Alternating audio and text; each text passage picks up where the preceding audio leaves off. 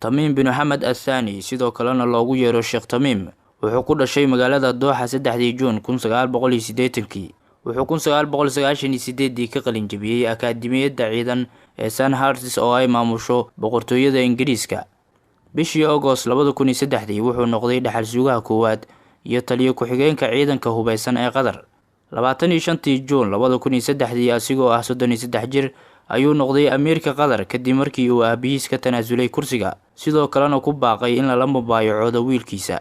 Asigoo awood ka helaya hooyadiis Moza bintu Nasir Al-Misni, wuxuu si degdeg ah ula wareegay xilal muhiim ah sida taliyaha ciidanka, madaxa sare ee dhaqaalaha maalgashiga iyo madaxa lajnada sare ee mashaariicda iyo dhaxalka. Sidoo kale wuxuu noqday madaxa ugu sareeya golaha amniga dalka iyo xubin ka mid ah lajnada ciyaaraha Olombikada, asigoona Qatar ku hogaamiyay in koobka adduunka lagu qaban doono 2022. Tamiim bin Mohamed ma uusan ahayn dhaxal sugaha koowaad ee saxda ah, maxaa yeelay waxaa ka weyn Jasim bin Mohamed oo ay isku aaba yihiin oo kaliya. Wiilkan ka weyn mar ayaa laga dhigay dhaxal sugaha koowaad, balse Mohamed waa uu ka laabtay go'aankaas oo wuxuu 2003 ka dhigay dhaxal sugaha koowaad amiirka Qatar ee haatan.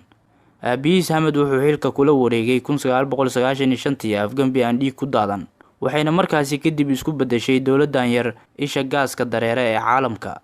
Ilaha diblomaasiyadeed waxay sheegaan in Sheekh Tamiim uu yahay mid aad ula falgala reer galbeedka iyo dowladaha saameynta xooggan ku leh Bariga Dhexe. Tani ayaana ka caawisay guusha uu ka gaaray cunaqabateyntii ay 5 bishii Juun ee sanadkii 2017 ku soo rogeen dowladaha Sacuudi Carabiya, Imaaraadka Carabta, Bahrain iyo Masar.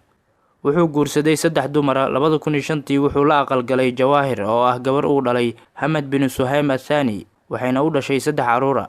Sidoo kale wuxuu 2009 guursaday Anud bintu Mana Al-Hajri iyadoona u dhashay 3 caruur. 2014 wuxuu guursaday Noura bintu Hathal Ad-Dawsari, waxayna u dhashay hal wiil. Waxa uu dheer luqadda Carabiga, luqadaha Faransiiska iyo Ingiriiska. Hantidiisa u qaaska uu haystana waxaa lagu qiyaasaa 2.7 bilyan oo dollar. Sanadkii 2014 wuxuu gatay guriga taariikhiga ah ee London ku yaala laguna magacaabo Cornwall Terrace, asigoona kala baxay 150 milyan oo dollar. Tamiim waa boqorkii ugu daada yaraa ee xilka la wareega taariikhda Khaliijka, wuxuuna la yimid diblomaasiyad sareysa oo ay kula ciloobeen duqowda Khaliijka ka talisa. Waxayna dowladda Sacuudiga xilka boqornimo la doonaysaa Mohammed bin Salman si uu ula loolamo Tamiim, balse asigoo dhaxal suga ah kaliya ayuu la yimid falal ka fog diblomaasiyadda san, taasoo ka dhigtay faras aan la tartami karin faraska siyaasadda qabow adeegsada ee Tamiim bin Mohamed Al-Thani.